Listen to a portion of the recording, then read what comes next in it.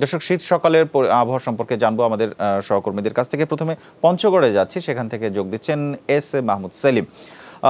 সেলিম, পঞ্চগড়ে শীতের পরিস্থিতি কেমন দেখছেন এবং শীতের ফলে আসলে জনজীবনে প্রভাব কেমন পড়েছে দেখছেন?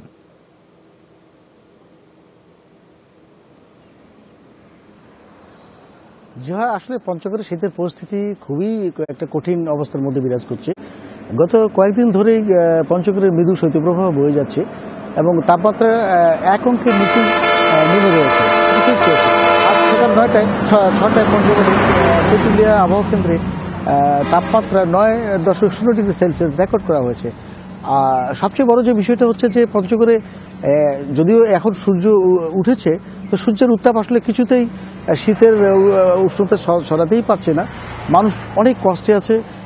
পঞ্চগড়ে প্রায় 3 লক্ষাধিক মানুষ যারা প্রয়োজনীয় শীতবস্ত্র পাচ্ছে না, যারা খেটে খাওয়া মানুষ, যারা মাঠে কাজ করছে বা এই মহানন্দার বরফ গলার জলে নেমে পাথর উত্তোলন করছে, এই মানুষগুলি পড়েছে চরম বিপাকে। এদিকে পরিস্থিতিরও কোনো উন্নতি হচ্ছে না। সরকারিভাবে তেমন শীতবস্ত্র বিতরণের কিছু তথ্য আমরা পাচ্ছি যদিও, কিন্তু আসলে মানুষ প্রয়োজনীয় শীতবস্ত্রই পাচ্ছে না, যার কারণে পঞ্চগড়ের মানুষ শীতে কাহিল হয়ে পড়েছে। এবং এখানে একটা বিষয় একটু বলা দরকার, যে লক্ষ্য করা গেছে যে বিভিন্ন প্রত্যন্ত গ্রামাঞ্চলে প্রায় প্রত্যেকটা বাড়িতেই শীত নিবারণের জন্য একটা নির্ধারিত ফায়ার প্লেস তৈরি করা হয়েছে। এখানে খড়কুটা জ্বালিয়ে সন্ধ্যার পর থেকে গভীর রাত পর্যন্ত তারা আগুনের উত্তাপ দিয়ে শীত নিবারণের চেষ্টা করে। আসলে একটা চরম পরিস্থিতি বিরাজ করছে পঞ্চগড়ে শীতের উপরে।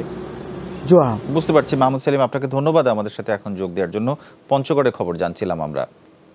দর্শক, আমরা এবারে চলে যেতে চাই আমাদের আরেক সহকর্মী জয়পুরহাট থেকে আমাদের সাথে যোগ দিচ্ছেন আব্দুল আলিম। জয়পুরহাটের উপর দিয়েও এক ধরনের শৈত্যপ্রবাহ, মৃদু শৈত্যপ্রবাহ বয়ে যাচ্ছে। সেক্ষেত্রে সেখানে যারা দুস্থ মানুষ, তাদের বিষয়ে কোনো উদ্যোগ নিয়েছে কিনা জেলা প্রশাসন বা অন্য কোনো দিক থেকে? জোহা, বেশ কয়েকদিন ধরে মৃদু শৈত্যপ্রবাহ বয়ে যাচ্ছে জয়পুরহাটের উপর দিয়ে। বিশেষ করে দিনের বেলা শীতের তীব্রতা একটু কম, কিন্তু সন্ধ্যার পর থেকে শীতের প্রচন্ড তীব্রতা দেখা দিচ্ছে। গতকালও কিন্তু জয়পুরহাটে ছিল 9 থেকে 10 ডিগ্রি তাপমাত্রা। কোনো কোনো জায়গায় হয়তো আরেকটু কমও আমরা জানতে পেরেছি। এই অবস্থায় বিশেষ করে খেটে খাওয়া মানুষ যারা রয়েছে, বিশেষ করে গরিব জীর্ণশীর্ণ মানুষ যারা রয়েছে, দুস্থ মানুষ, তারা অনেকটাই কষ্টে রয়েছে। সেই কারণে আমরা খবর নিয়েছি গতকালও জেলা প্রশাসনের পক্ষ থেকে কিছু কম্বল দেওয়া হয়েছে বা কিছু সোয়েটার, শীতবস্ত্র দেওয়া হয়েছে, এমনটি আমরা শুনেছি। এবং জেলা প্রশাসন, বিশেষ করে জেলা প্রশাসক গতকাল আমাকে জানিয়েছেন যে তারা আরো কিছু কম্বল কেনার জন্য প্রধানমন্ত্রীর কার্যালয়ে তারা আবেদন করেছেন এবং সেখান থেকে অর্থ আসলেই তারা আরো কম্বল বা সোয়েটার তারা বিতরণ করবে, এমনটি আমাদেরকে জানিয়েছেন।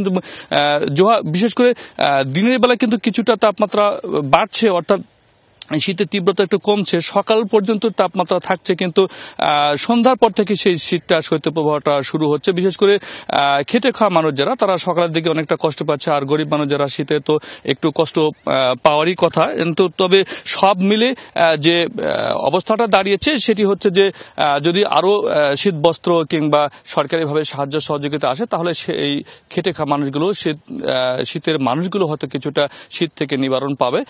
হয়তো আমরা প্রশাসনের কাছ থেকে আশা করব এবং সেই সাথে সমাজের যারা ধনাঢ্য ব্যক্তি রয়েছেন, বিত্তবান ব্যক্তি রয়েছেন, রাজনীতিবিদ রয়েছেন, তারাও জনপ্রতিনিধি। আপনাকে ধন্যবাদ আব্দুল আলিম। আমরা জয়পুরহাটের আবহাওয়ার খবর জানছিলাম।